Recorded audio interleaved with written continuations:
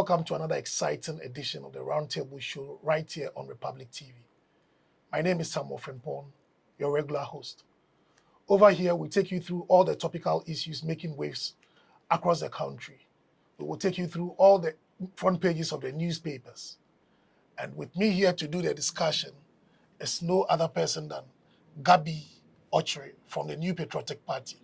Gabi, Obake. Who said you're just Okay. You're welcome to the show. Welcome you, to the Roundtable Show. Thank you. How has it been?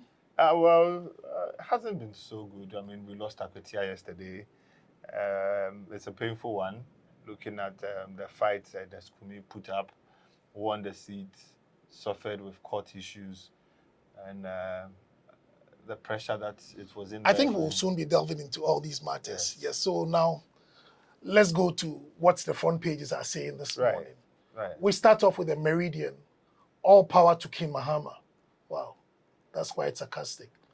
The Daily Banner is saying King Mahama, the Ayatollah of Ghana.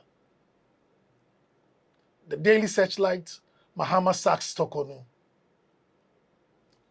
Metro Lens, JM removes Tokonu. Ghana's democracy in peril. That is a question that the Metro Lens is asking. Is the country's democracy in peril? The Daily Graphic, NDC's Baidu elected Akwetia MP. And the Daily Gist says, Mahama sacks CJ over per diem to fulfill campaign promise. Gabi, it's been an eventful weekend. NPP lost the Akwetia elections. Musa Dankwa predicted you were going to lose, but you rubbished this polls. And it appears Musa Dankwa is gradually gaining grounds. What happened in Akwetia? Well, if you ask me what happened in Akwetia is the results of what the grassroots has been telling us all this while. It is evident that there are some things that have been expected by the youth from us to put in energy, galvanize the base and get us working. But unfortunately, they have not seen that from the top to bottom. They have not seen that from our executive. They have not seen that from people in power and people in position. Now, the love that they organically had for Ernest Kumi, for which reason they voted for him massively until his demise recently, may his soul rest in peace. It could not be imposed on them any longer when it had to take other persons from other jurisdictions to go there and convince them for that. I'm reading from a lot of quarters that says that between 2002 and 2004, in the first term of President John Ajay Kufuor, there were about 7 other by-elections, and the MPP won all of them. Includes Upper Denchira, Bimbila, Gomwa West, and the likes. Well, it is true that we did win them because we were in power. So NDC winning them in power is nothing to write home about. But not all circumstances are the same. The time differences are not the same. And we should know that in the first 4 years of President Kufuor, Ghanaians really saw a real change. There was a time where HIPIC came in and all the likes. We saw people getting access to loans, inflation coming down drastically, lives becoming better. Today, a ball of kinky is more expensive than it was last year, but they say dollar is down. The ordinary Ghanaian is not impressed by it. And so we cannot go about saying that the ordinary Ghanaian is appreciating John Mahama, for which reason they are voting for an NDC candidate. They are doing so because they are still not happy and they do not trust the party as much. They do not trust the NPP? Yes, I believe so. We have not given them... But these same people voted for Ernest Kumi, so suddenly... And that's what I'm saying, changed? That Ernest Kumi, as an individual, had the organic love of the people of Akwetia. The party went through primaries. The system was very transparent. The party selected a candidate for the election. So... You see, when situations like these happen, there are people who could have traveled home to vote, but there's no inspiration. Because the problem does not just end at the constituency. It's a whole national problem. It's a nationalistic problem where the people are not inspired. We are not giving the grassroots a need to be rejuvenated enough. Like, they are not energized enough. The base is not energized enough. They are not interested in the party as much.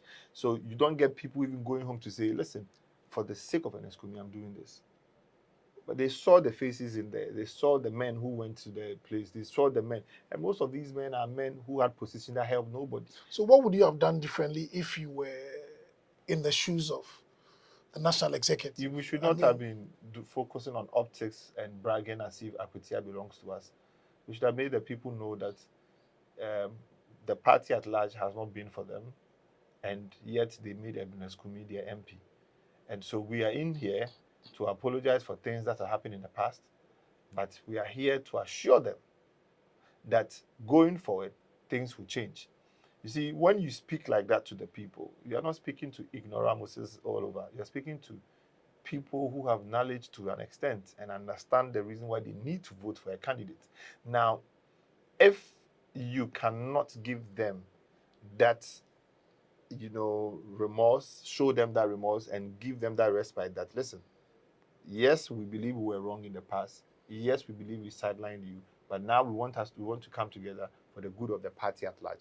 And what are you doing? We went to Akwetia focusing on the optics, posting images on social media, lying to ourselves. Akwetia is blue, Akwetia is blue. As at 5 p.m., 5:10 p.m., the MPP was the loudest. Everywhere saying they are blue. And social media, yes, they were blue, but in Akwetia, they were not loud in Akwetia. Because the people of Akwetia knew that they didn't vote for them. So you see, we've been taking our own selves and laughing, and it is a pattern that has taken effect. I mean, I can say in the last 10, 12 months of the MPP, that's how we've been behaving. We've been behaving as if the people are all for us. You understand? We lied to ourselves over our own polls last year. We didn't take Musa Dankwa serious. We lied to ourselves over our own feelings about areas that we knew were blue. They were never blue. We have a chance going into 2028 to learn from this. The only way it can happen is when we unite the base, we tell them the truth, and let them know that yes, we admit we didn't do well, but we are ready to come together to work. So I heard our able leader, Honorable Afenol Markin, saying before even the results came out that seeing all that is happening going into 2028, we will be a formidable force. Yes, we would be, but we need to start now.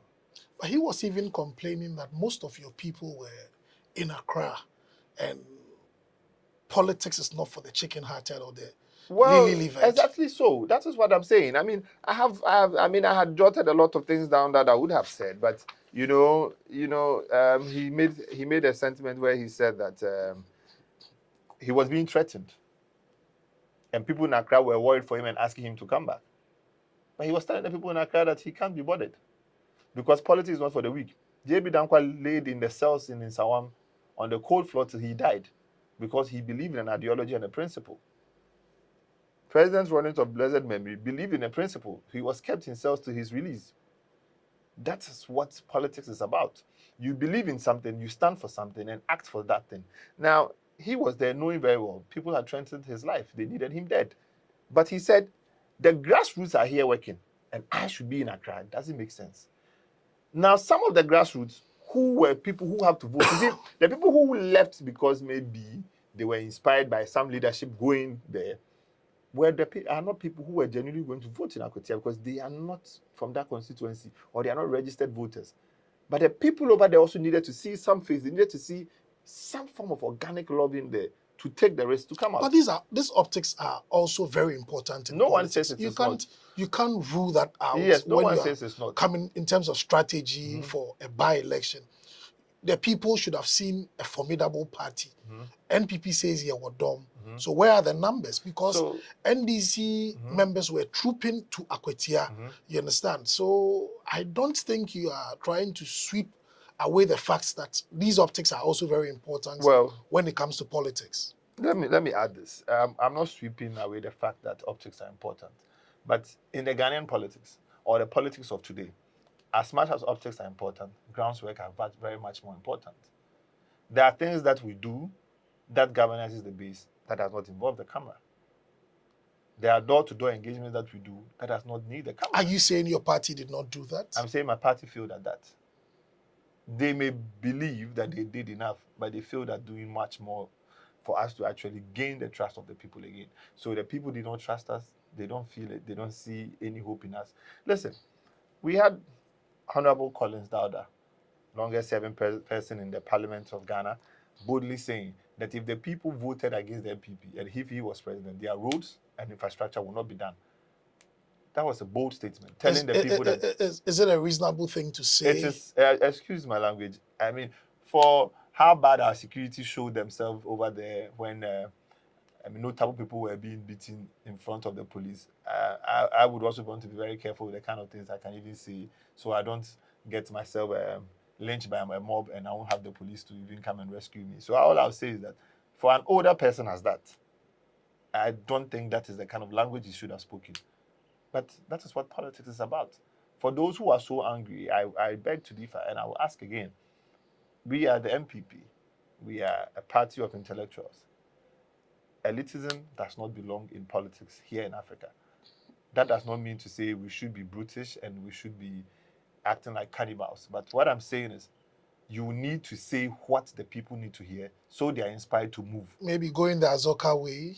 No, the Azoka way is something that I condemn. And like I said, it's part of the things I want to talk about. And yes, we'll get there. We'll speak on that. But sincerely, I believe that it is time that we found out that politics is not for the weak. Politics is not for those who are afraid to move. It is for those who want to see a change, believe in an ideology, and work for it. Those who are ready to go through the mill for it. Those who don't care about things people will say about them because they believe in something. Now, Honorable Afenyo Martin is a married man with family. He knew exactly what he could lose. Who do you have in mind? It appears you've been making general statements about your party people not moving when they had to move. But we saw your national organizer, we saw the general secretary of the party. Who else was supposed to be there? You see, the presence and I just want to tie it into this. The presence of an executive voted into power does not mean that the party has moved. Were you in Akwetia yourself? I couldn't make it to Akwetia. Why? I had the security issues to solve over here in Accra. What I would say is the movement of executive does not necessarily translate to the party moving. You see, you are an executive, you are elected, and obviously you have no other choice than to show up for such an event. But when the party moves, there are faces and individuals who align with the ideas of the party, and people know them for that. And such people coming in to speak for and on behalf of the party to convince people to vote. Like who? Actually makes a lot of sense. Like who? We are not willing to mention this, but rather we'll speak on the part of the NDC. Doesn't look good for the party in 2028. Coming events do cast their shadow. I'm asking. I'm looking at. I mean, your chances. I'm looking at. You've lost Akwetia and your numbers. You've lost one member of parliament. 2028. I mean, what's going to change ahead of the election? Before I go to where I really want to go to, I'll touch on something. I'm looking at notable persons like Honorable Afenyo Martin and his posture. I believe that persons of like that have influence, and their influence are due. People would listen to them. And from the way he speaks about galvanizing the base, it's very important. And I believe that we'll give it a year to see if the party regards people like that and the things he said. Also, I'm looking at the primaries we are going for, where we're looking for a flag bearer. And I'm looking at people in the party being bold enough to stand up for a man who has the courage to lead and galvanize the base, and not people who are solely interested in the optics. Like, I would just want to add, during the filing of nominations for candidates, we saw those who went there, organically got a small stage, yet had a crowd trooping in, to support them. They said their ideas, and then they told them, they promised things that are national and all. It was brief because, yes, you were speaking to your party base. It wasn't a national rally. It wasn't as a leader of the party. Then we saw other people coming, blocking streets, having flyers all over the places, banners up everywhere, just to show optics. But we did this last year, and the people mocked us and said, all we know how to do is to do big stages and come and dance on them. And I think that some people have not learned. And if the people who are voting to bring in a flag bearer do not take their time and allow the muse. And I always have this, I say, in the Catholic Church, you feel the muse. In the Protestant church, you feel the muse. In the Pentecostal church, you feel the muse. Sometimes you are lied to by the muse that is the Holy Spirit. It's just the organist doing his job. Don't let the organist lie to you that the Holy Spirit is working. Choose a candidate that can actually do the work. We are looking for a candidate that has shown boldness. As of today, even in opposition, the NDC is still scared of him. They keep saying he's the one behind IASO West. Well, we've not seen any document to suggest so. We've seen them saying he stood in Kwahu and he said that he will not hand over power to NDC and people have to be careful of him. The youth are looking for somebody who can lead as a man, who can stand as a man and speak. But you see, when the party machinery is working in favor of one, it's becoming obvious it's working in favor of one. That's a serious allegation. How well, can you it's come becoming to such obvious because conclusions yes, it is that- becoming so obvious because when was the last time you saw somebody invited to any of our top media houses and the person is not a spokesperson or a part of the communication team of Dr. Mahmoud Baumia? Please help The me. status quo has not changed, Well, These have been officers of the party. So that this is why other people may silently not want to tell you how they feel. And if you really want to solve problem, go to the people and ask them, are you okay with what you are seeing? And you will hear the truth from them. Now, if people are not telling you this, and you believe that because they show up at your events, they are for you, this is what is going to happen. They may vote for you, but they may not work for you. So you will become flag bearer, but you will never be president. That is not what I want. I want whoever that is elected to become president of Ghana, whether it is Engineer Kwabena Japan, whether it's Kennedy Japan, whether it's Dr. Mahmoud Baumia, or whether it's the best person to lead, Dr. Brian Echampo. But then again, if we are all going to pretend that doing the biggest stage, the best lighting, the best photographers, the best is what would give us power, we are lying to ourselves. We are lying to ourselves. Any lessons learned from Akwetia? The lessons learned forward? from Akwetia is let's learn how to go and talk to our people directly. Let's tell them what they want to hear. And when we say what they want to hear, it is not just about what doesn't matter, just to, sugarcoat things, but also find out exactly what their challenges are and what their fears are. The people have fears. The people of Akwetia are thinking, well, if you vote against the NDC, we cannot mine. So the NPP had to lie to them? No, you have to go and tell them that you stand for them. You defend everybody who is registered to mine. We will protect you through the legal means, through the courts, through parliament. Show them some force. We fail to show them the force. It's not about moving Land Cruisers with MPP banners and people wearing whatever ladies and blue army. No, that doesn't mean anything because most of the people who wear in those clothes, they don't vote in those areas. In fact, people have said that the election was peaceful. The Akwetia by-election was peaceful. It is gradually looking like every by-election has been a violent scene. So what we saw in Akwetia, at least we are saying it was a peaceful exercise. But I have been wondering, just a by-election and we had 5,500 police officers trooping to Akwetia with motorbikes and all their sophisticated equipment just for a by-election. Are we moving forward as a nation? Are we thinking properly? And for us to even be jubilating that the election went on smoothly without any incident, just the few hitches we saw with Alhaji Sofo Azoka and some other executive of the party threatening Afenyo Makin. Are we thinking? Well, it is sad that our priorities are not right as a country. We don't have the right development plans for our country. And that's why you need to have a leader who has all of his life lived by planning and executed plans. So we are in a country where we lack the numbers when it comes to our security. And when there are by-elections, for our IGP to be recognized for his work, which obviously the IGP has nothing else he can do. is to move more men from one place to the other.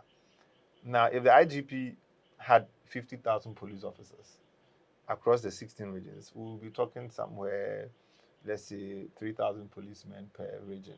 So if he actually mobilized some 500 from Ashanti, 500 from Accra, and 500 from Eastern region, he could have done his work. But he has to move almost everybody from Accra, almost everybody from Central region, almost everybody from Ashanti region, and we don't even have up to even 20,000 or 25,000 police officers. So obviously, that is a challenge. You understand? And this challenge is something that we need to do everything to avoid in the future. Me, I will not blame the IGP. I respect his office, and I think that he has been in the police force for a while now, and he would give his recommendations. I don't think he's going to go to bed say, "I've moved 5,000 men to, and so I'm the greatest." I don't think that's what he believes in himself. I think that the nation on its own has failed him, and so we need to make funds available for such purpose.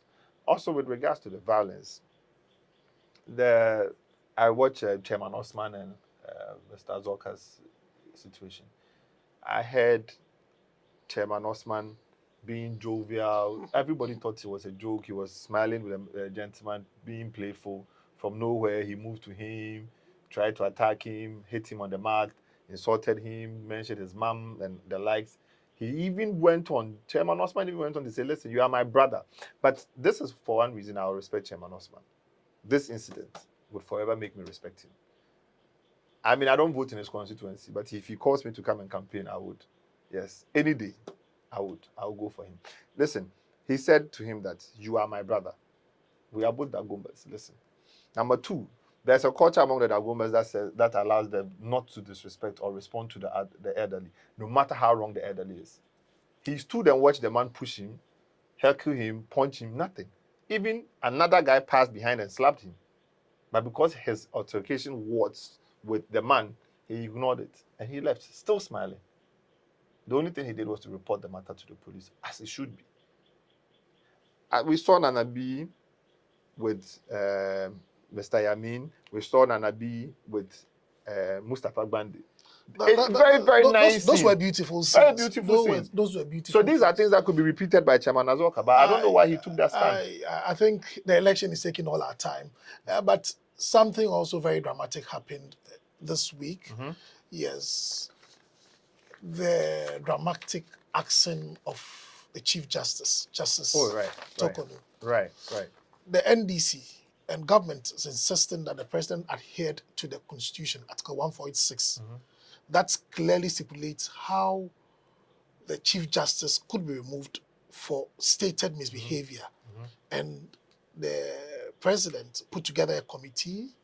The Council of State was involved. A report was submitted to the president. And based on the stated misbehavior, the president had just asked the Chief Justice to exit office.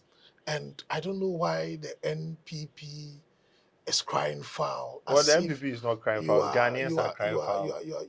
The Ghanaians are sharply divided over this matter. Well, Ghanaians, and I'm wondering why the NDC... There are NDCs who are also not in support of this. We are not divided. Majority of Ghanaians. We have just 5 minutes to... Yeah, so I'll wrap it up. Yes. And I'll say majority of Ghanaians are not... When you say we are divided, it's like some 50-50. We are not divided. Majority of Ghanaians are disappointed in the president for this. We expected him to show leadership and be different.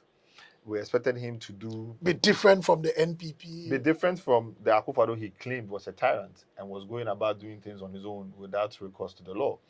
You see, there's in the document, I'll just take one part or two parts of them, where they said that she could not account for some 75,800 cedis because of some extra ticket cost. The report now stated that the reason why she actually spent that money was because she had to change her date, return on an earlier date from her vacation days that she was legally given, you understand, officially permitted to spend. She reduced it by a day because the Ghana Bar Association had an event of which they had made her a speaker, and it was mandatory that she was there. So she had to buy a late ticket at a high price, which she couldn't do anything about. It is documented. There's another part where she was given $14,000 for expenses, and she was supposed to retire the balance or the expenditure to say what exactly she used the money for. she brought back home 9,880, meaning that she spent less than $5,000 of the money she received. And I am wondering, what were we expecting her to do? What were the exceptional things we expected? Was she supposed to have funded the ticket to return to Ghana expeditiously because the Ghana Bar Association had a conference which she was supposed to speak on? Is that what they were expecting of her? But I wouldn't want to even stay within the committee and the remit of the law, which I don't believe is exactly why they arrived at where they have at where they arrived at. Not the committee per se, but the influences that were peddled around.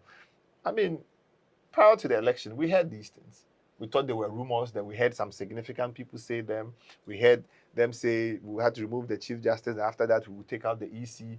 Mahama can now go for third term. We heard all of these things. So I just believe that the president has come to say that he's well, not interested in a third term. Well, like the Asantis will say, and do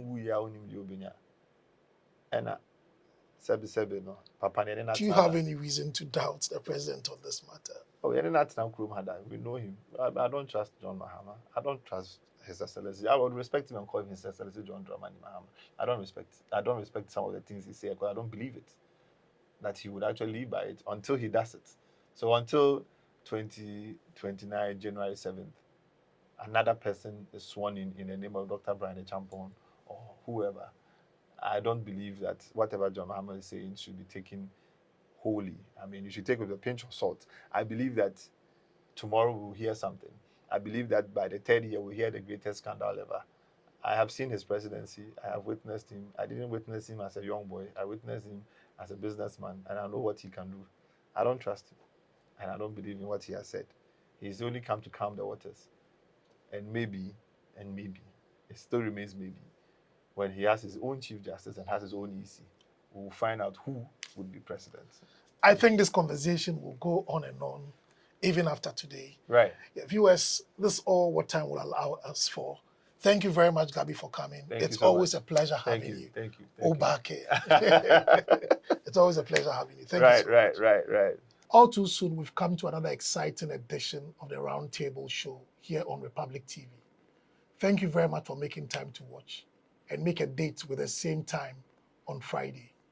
It's been me, your host, Sammy Frimpong. Thanks for watching. Bye-bye.